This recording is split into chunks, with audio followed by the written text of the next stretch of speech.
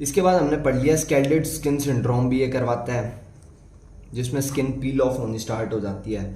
ठीक है, इसके बाद ये हमने पढ़ लिया कि एक बार ये ब्लड वेसल्स में घुस चुका है ये बैक्टीरिया। ठीक है, ब्लड वेसल्स में घुस चुका है तो ये क्या करेगा। अब मान लो ये मेरी एक लॉन्ग बोन है, मान लो ये मेरी फीमर है।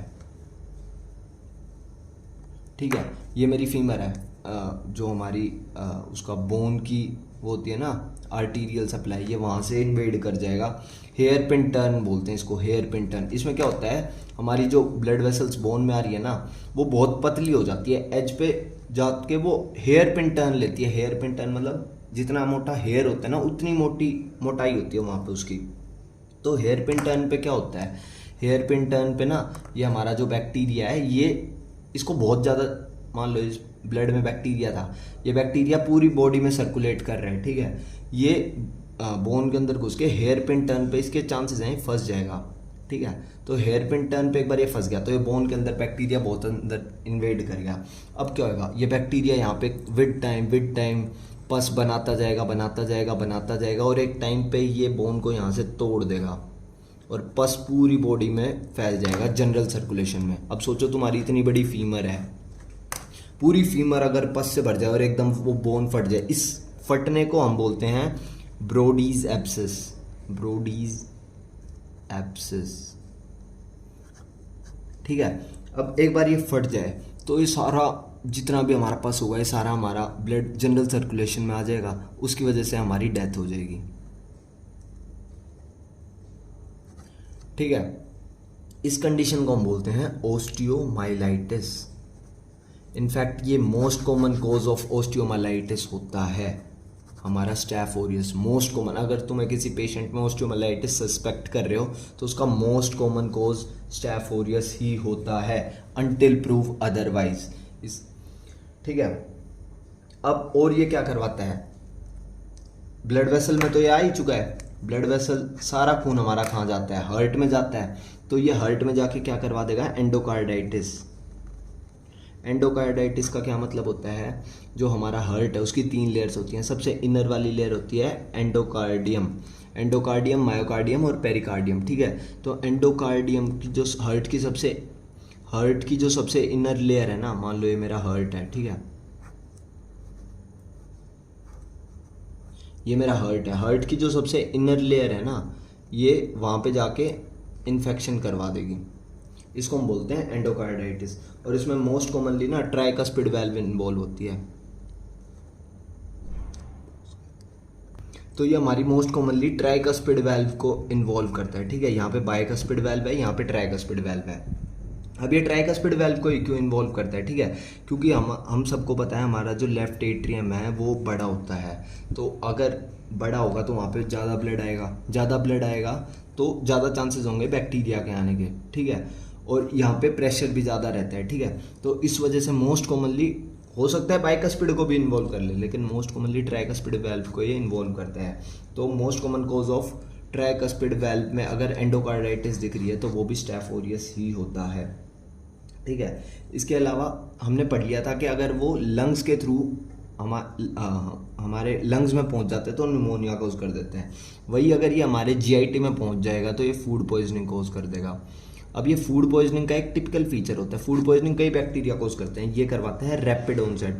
मान लो तुमने रात को ही कुछ गलत खाया और अगले दिन सुबह ही तुम फूड पॉइजनिंग हो गई है, बार बार वॉमिटिंग वगैरह आ रही है, तो इसका मतलब तुम्हें स्टैफ ओरियस हो सकता है, स्टैफ ओरियस का इन्फेक्शन, क्योंकि इसका रैपिड ऑनसेट है फूड पॉइजनिंग का। ठीक है, तो अब एक चीज़ मैं बतानी भूल गया, ये जो हमने टॉक्सिक शॉक सिंड्रोम पढ़ा था, टॉक्सिक शॉक सिंड्रोम में जो टिपिकल हिस्ट्री होगी ना वो होगी कि जो पेशेंट है ना उसके अंदर में कुछ रह गया। ठीक है, जैसे कोई गोज रहेगी, मान लो ऑपरेशन कर रहे हैं, कोई निडल रहेगी या कोई टैम्पन रह गया, जैसे वेजाइना के अंदर वो कोई भी सब्सटेंस अगर वो इंजेक्ट कर रही है लड़की, अगर किसी के शौक है भाई, तो उसकी वजह से भी ये हो जाता है। ठीक है, वो इसकी टिपिकल हिस्ट्री होती है टॉक्सिक शॉक सिंड्रोम की। ठीक है, और ये जो फूड पॉइजनिंग होती है ना, ये मोस्ट कॉमनली, अगर तुम फूड की भी हिस्ट्री में और पेशेंट से पूछो तो ये ज़्यादातर मीट खाने से या मेयोनीज खाने से होती है, मीट या मेयो खाने से, इसकी टिपिकल हिस्ट्री मिलेगी। अब ट्रीटमेंट क्या है हमारे पास, ट्रीटमेंट में हम यूजुअली पेनिसिलिन देते हैं, ठीक है, पेनिसिलिन से ये सेंसिटिव होते हैं। पेनिसिलिन, पेनिसिलिन में हम देंगे इसको वैनकोमाइसिन, वैनकोमाइसिन। अगर वैनकोमाइसिन काम नहीं कर रही है तो हम इसको देंगे नेफ्सिलिन। अगर कोई पेनिसिलिन सेंसिटिव पेशेंट है, पेनिसिलिन हाइपर सेंसिटिविटी हो रही है, तो हम उसको देंगे नेफ्सिलिन, ठीक है। तो इसमें हमारा कवर हो गया स्टेफ ऑरियस। अब अगला हमारा बैक्टीरिया है स्टेफ एपिडर्माइडिस।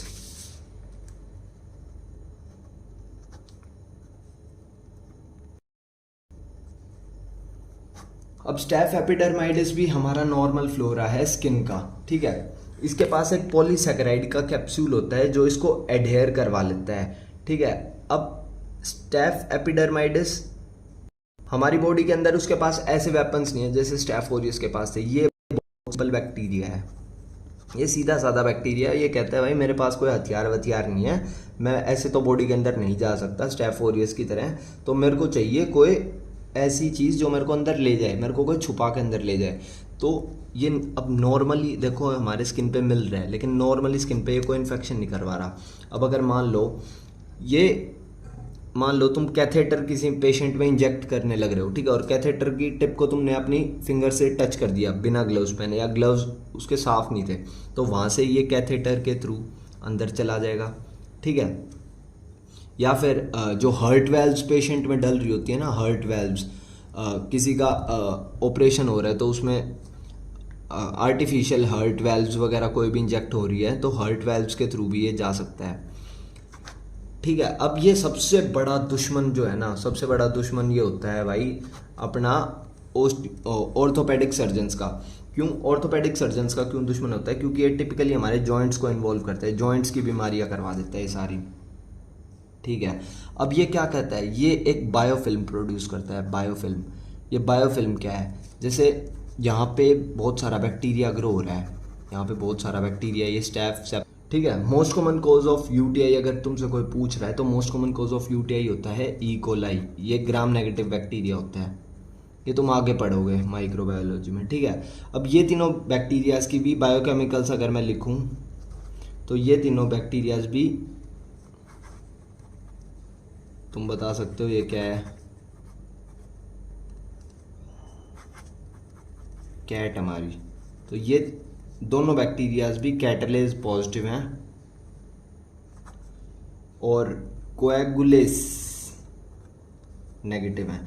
याद रखना, अगर तुमने कोएगुलेस टेस्ट करा और कोएगुलेस पॉजिटिव है तो कोएगुलेस पॉजिटिव सिर्फ हमारा स्टेफ ओरियस होता है। ये दोनों स्टेफिलोकोकस की स्पीशीज कोएगुलेस नेगेटिव होती हैं, ठीक है।